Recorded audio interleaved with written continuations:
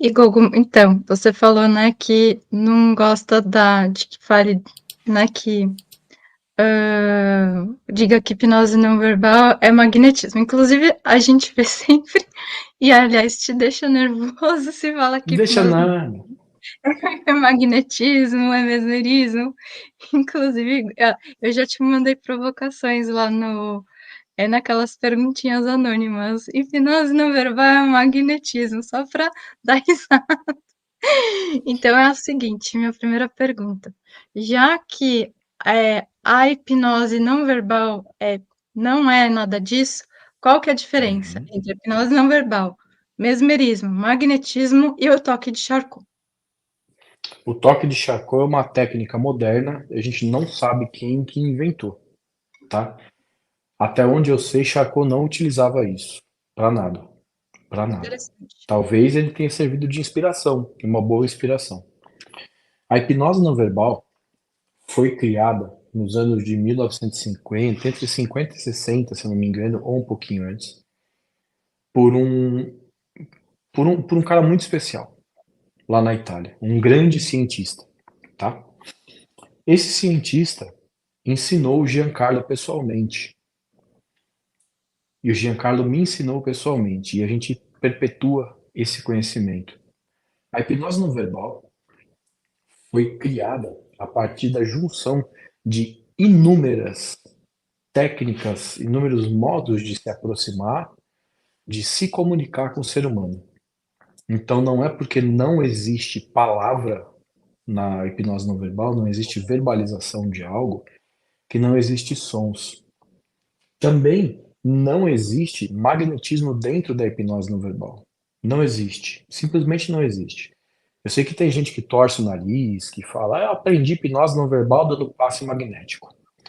Para mim, isso soa tão ignorante, e eu não vou entrar no modo gogo putão, tá? Eu vou me manter no salto. Para mim, isso soa tão ignorante, tão ignorante de ignorar mesmo, sabe? Não é burrice, é ignorância.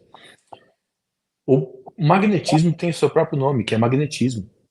A hipnose não verbal tem o próprio nome dela, que é hipnose não verbal. A gente nem sabe se hipnose era chamada de hipnose não verbal antes do Marcello criar isso. Porque existem diversas inspirações para poder criar essa técnica que a gente chama hoje, que na verdade nada mais é do que uma técnica muito refinada de comunicação. Então, a hipnose não verbal, o que que difere ela da hipnose verbal? A hipnose verbal busca o engajamento da pessoa através de comandos, através de histórias, através de palavras, tá? Já a hipnose não verbal não busca esse engajamento. A hipnose não verbal é uma comunicação muito assertiva para que o seu corpo compreenda que existem mecanismos de defesa e esses mecanismos de defesa deixam de funcionar corretamente para que o seu corpo entre em equilíbrio. E aí existe todo um processo que eu explico dentro das aulas. E é um processo muito bacana. Não é um processo que esteja fora do ser humano. Não. Qualquer tipo de hipnose já está dentro do ser humano. É uma capacidade. Ah, mas por que que eu falo e a pessoa aceita as sugestões, por exemplo? É porque aquilo já está nela, senão ela não aceitaria. Nós, enquanto hipnólogos, pesquisadores disso, vemos que constantemente existem pessoas que abrem os olhos ou que dizem assim, não senti nada, não vi nada do que você sugeriu. E é normal. Aquilo tem que estar dentro da pessoa. Existe uma alusão que é muito interessante que se eu estou preparado para ouvir um tiro na rua, independente do meu estado emocional ou estado químico, aquele tiro que eu ouvi, mesmo que seja longe, não vai me causar um trauma. Então eu sei que aquilo não vai me causar um trauma. Ou seja, eu já estou preparado para aquilo. A hipnose não verbal age dentro de certos, na verdade de quase todos, de traumas, de questões psíquicas e emocionais, porque naquele instante o corpo está alinhado com os próprios estados de proteção, os próprios mecanismos de defesa. Então ela funciona também por isso, tá? O magnetismo, o magnetismo animal, como a gente chama, ele vem dos estudos de Mesmer. e dos estudos de Mesmer de outras pessoas muito mais antigas, que eram considerados magos, eram considerados curandeiros. Na época em que o curandeirismo não era crime, curandeiro era simplesmente quem curava de alguma maneira, tá? Não existia médico, por exemplo, existiam curandeiros. Dentro de tribos, até hoje você encontra curandeiros, você encontra xamãs, enfim, tem um monte de coisas que você encontra, mas é com o mesmo nome. O magnetismo pressupõe que existe dentro de todo ser humano, de todo serzinho vivo, um fluido, tá? É um fluido sem cor, é um fluido sem cheiro, sem gosto, mas é um fluido que atua dentro da gente de diversas maneiras, inclusive quimicamente. Sei. E nós temos a capacidade de operar através desse fluido usando a imposição de mãos ou até mesmo coisas muito mais antigas do que isso, como usando o princípio do mentalismo dentro do hermetismo, que vai criar uma, uma modalidade de pensamento que se materializa através do toque, tá? Não existe, até onde eu sei, não existe uma comprovação científica, que para mim é inócuo, porque existem relatos de pessoas que veem isso funcionar. Então não vem de Mesmer, na verdade. Mesmer foi um baita de um decodificador disso, mas não vem dele, tá? A gente tem, por exemplo, o Paracelso, que já utilizava isso. E a gente tem mães que passam a mão na barriga da criança sempre que está com dor e a dor some.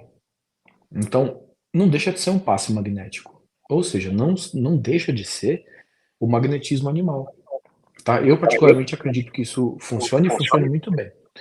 Tanto que eu uso. O mesmerismo é a referência sobre os estudos de Mesmer acerca do magnetismo animal. Tá? Você perguntou do que mais? Da Tá. fascinação? Não, da fascinação Ah, não. Perguntei do mesmerismo, tá. do magnetismo, do toque de Charcot e da hipnose não verbal. Então você respondeu. Tá. O toque de Charcot realmente, para mim, assim, não, eu entendo o processo fisiológico que acontece ali e não tem nada demais, tá? Uma coisa que é legal de dizer, Dani, é que assim, ó, o ser humano, ele tem diversas barreiras sociais que foram criadas ao longo do tempo, barreiras psíquicas mesmo, e acabam sendo barreiras físicas. Essas barreiras, elas acabam por não deixar que você acesse certas coisas que talvez em tempos remotos eram acessadas de uma maneira mais natural. Para isso, o ser humano ritualiza as coisas, dentre outras coisas, é óbvio. O ser humano ritualiza.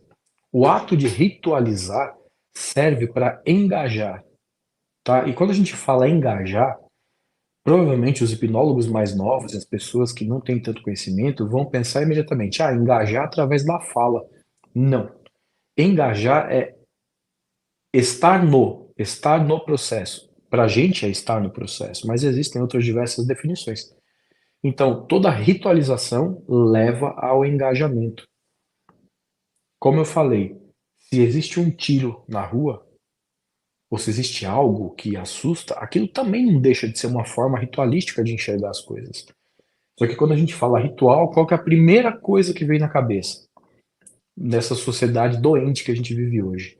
Ritual de bruxaria, de magia negra, ritual maçônico e um monte de coisa que não existe, que nunca existiu e foi plantada, foi semeada e plantada com muito sucesso por pessoas que não querem que as outras pessoas saibam de verdades que são inconvenientes, que tirariam o poder desses mais poderosos sobre as pessoas que não têm tanto poder. Elas deixariam de fazer o que elas fazem hoje para buscar autoconsciência. E imagina quanto que isso não é prejudicial para uma sociedade de capital como a gente, uma sociedade que vive do material e de vender coisas e etc.